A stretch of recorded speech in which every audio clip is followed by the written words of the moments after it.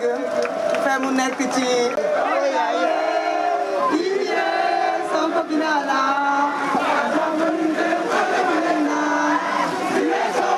Sonko binala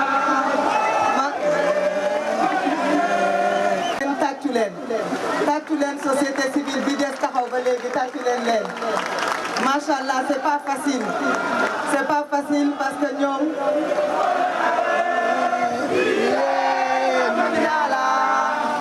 ñu continuer taxaw moo waral tey ñu am bis bi nga xam ni tous les citoyens sont unis ici pour le Sénégal pour la démocratie donc nañu continuer ci lancé bi demain am na ñeneen ñuy woote gannaaw suba am na ñeneen ñuy woote di wax rek ne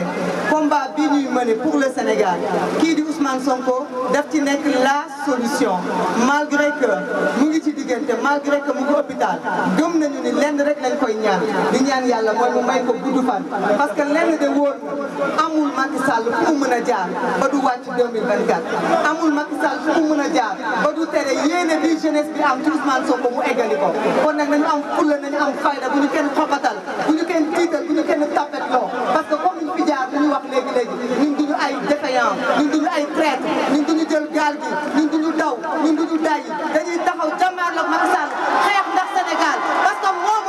moomul Sénégal moomul suñu avenir on doit nous battre autour de Ousmane Sonko on doit le faire entendre moom mu ngi def lu mu mën pour ñu dégg ko mu ngi résister au péril de sa vie alors résistons au péril de nos libertés c'est le moins qu'on puisse faire battons-nous si nous voulons être libres merci tout le monde